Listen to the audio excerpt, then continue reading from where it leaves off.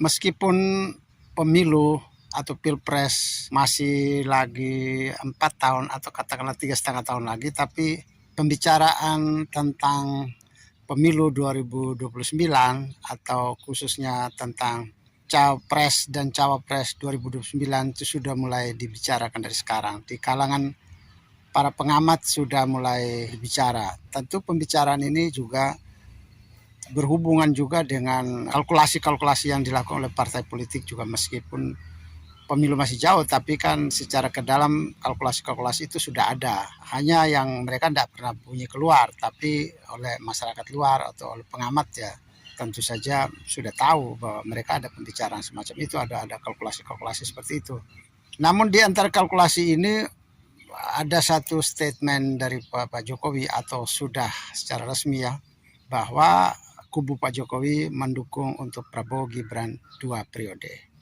Itu artinya 2009 adalah Prabowo Gibran lagi menurut versi Pak Jokowi dan kubunya ya. Tapi dari lain kubu, khususnya dari anggota koalisi KIM atau Koalisi Indonesia Maju, mereka ada yang mengatakan pendukung hanya untuk periode ini.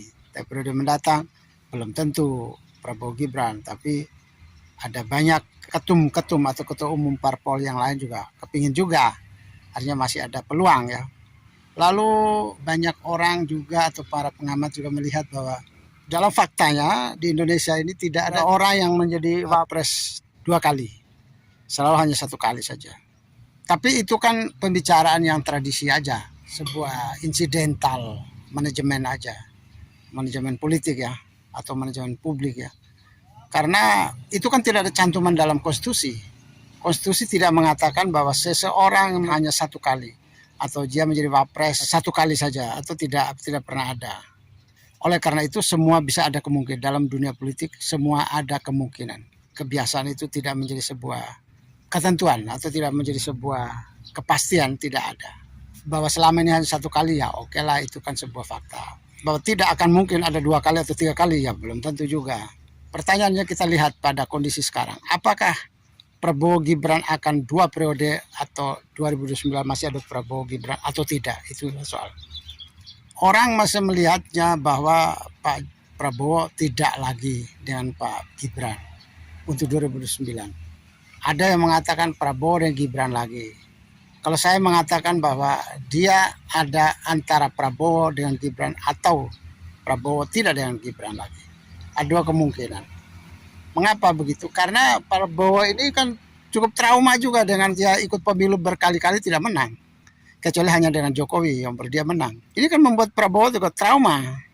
Ini adalah sebuah terowongan maut ya. Kalau tidak dengan Jokowi pasti dia menang.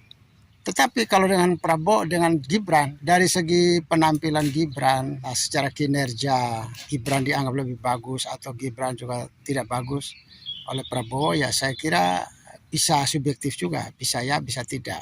Kalau dia merasa cocok, dia akan kembali dengan Gibran. Kalau dia tidak merasa cocok, dia tidak bisa kembali lagi dengan Gibran. Oleh karena itu saya lihat Prabowo ada 2 pertimbangannya. Pertama, pertimbangan keterpilihannya nanti, dan yang kedua pertimbangan kinerja. Pertimbangan keterpilihan, dia sudah punya pengalaman 4 kali pemilu, kalah terus ya. Jadi dia tidak mau terulang kembali lah. Oleh karena itu dia harus tetap pegang pada Pak Jokowi. Tetapi dalam perjalanan dia kemungkinan juga tidak nyaman dengan Pak Gibran. Entah Pak Gibran terlalu kinerja bagus atau tidak bagus, tapi dia ingin pindah. Nah, dia sulit juga untuk mengatakan. Dia mengatakan dari sekarang untuk tidak dengan Gibran. Dia takut kalau dia kalah. Nanti kalau kembali lagi dengan Gibran dia malu. Tapi kalau dia dengan Gibran sekarang, dia juga tidak akan mengatakan itu. Karena dia akan ingin pindah. Kalau dia tidak ingin pindah dengan Gibran, mestinya Pak Prabowo sudah mengatakan itu. Tapi sampai sekarang Pak Prabowo tidak mengatakan itu. Dia masih diam. Itu artinya apa? Artinya Pak Prabowo masih galau. Pak Prabowo ini kan sebenarnya kan cukup polos. Politisi yang cukup polos Prabowo itu. Kalau dia suka, dia pasti akan bilang suka. Kalau dia bilang tidak suka, dia pasti tidak suka. Ini dengan kehadiran Gibran di samping hidup dia ini sekarang, dia tidak mengatakan dia akan dengan Gibran dan dia memuji-muji Gibran. atau dia tidak akan dengan Gibran lagi. Dia tidak mengatakan itu. Itu artinya apa?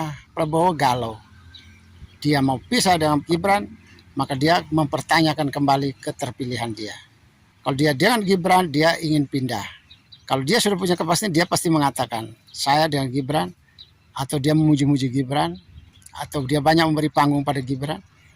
Biasanya Prabowo itu kan memuji, minimal dia memuji. Kalau tidak, saya akan dengan pasangan tetap dengan Gibran. Tapi dia tidak mengatakan itu. Tidak mengatakan bahwa dia tidak akan Gibran, tidak akan dengan Gibran lagi. Dia tidak mengatakan itu. Itu artinya Prabowo masih galau. Orang-orang ekstrovert seperti Prabowo ini mudah ditebak. Panggung kepada Pak Gibran dia tidak terlalu memberi, pujiannya juga tidak memberi, dia kagum juga tidak pernah memberi, tapi dia benci dan dia tidak mengizinkan panggung juga, dia tidak akan memberi itu. Dia tidak akan. Katakanlah panggung sebagai panggung politik atau panggung kinerja Pak Gibran tetap berjalan dengan rakyat biasa. Tetapi dalam panggung-panggung internasional, panggung dunia kelihatannya hanya muncul sekali saja Pak Gibran muncul. 1-2 kali lah dengan peran dia di panggung di dunia. Tapi selebihnya dia tidak peran lagi. Bahkan Prabowo selalu mengambil posisi dia yang tampil sendiri. Saya lihat di sini panggung dunia dia belum beri lagi. Panggung nasional dia tidak bisa membatasi lagi, terutama panggung-panggung bertemu rakyat. Jadi dia tidak bisa membatasi karena itu memang tugas seorang wapres. Dia punya kemandirian. Sebab kalau dia tidak pakai dalam negeri maupun luar negeri, akhirnya Gibran cuma duduk-duduk manis, ngeteh, atau ngopi di istana, ya tentu orang akan marah dia lagi, marah pada Prabowo lagi. Masa punya wakil presiden kok tidak dipakai? Masa dia cuma untuk pajangan saja atau memakan gaji buta atau gabut ya, istilah zaman sekarang bilang gabut ya. Nah tentu orang akan marah, Prabowo akan tidak suka. Tapi kalau dia tidak membatasi Pak Gibran, ya tentu dia juga takut juga, khawatir juga. Jadi Prabowo ini antara beri dan tidak. Panggung megah mungkin belum beri, atau belum beri lagi, atau sangat terbatas pada Gibran. Tapi panggung-panggung dalam negeri juga belum bisa dibendung juga, yaitu panggung kepada rakyat. Pertemuan Pak Gibran dengan masyarakat tidak terbendungkan sampai saat ini. Hanya panggung-panggung dengan elit politik, itu secara formal memang agak kurang jauh sekali. Tapi panggung rakyat Pak Gibran cukup berperan. Dan itu sulit dibendung oleh Pak Prabowo ya. Panggung megah dia tidak, tapi panggung rakyat sulit juga dibendung.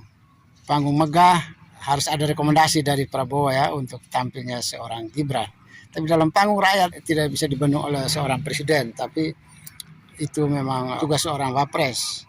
Tapi kalau Pak Wapres panggung nasional tidak beri, panggung dunia tidak beri, ya tentu dia akan menjadi gabut, dan itu sangat jelek bagi Prabowo. Jadi Prabowo ini ya dia galau lah gitu ya menurut saya. Galau menghadapi 2029. Apalagi dia lihat posisi Pak Jokowi sudah menyatakan dukung. Dia mau apa? Pak Jokowi sudah bilang dukung 2 periode.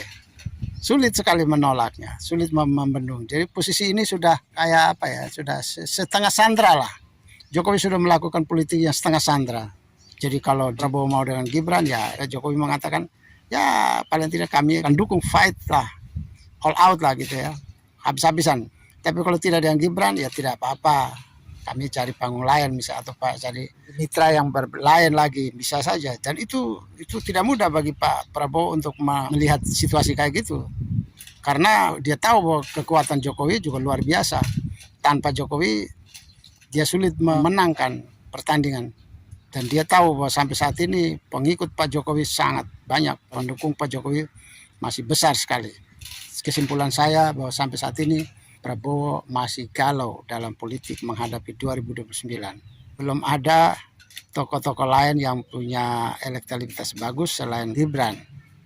Ada elektabilitasnya bagus, tapi kan kalkulasi politik bisa diterima oleh koalisi enggak?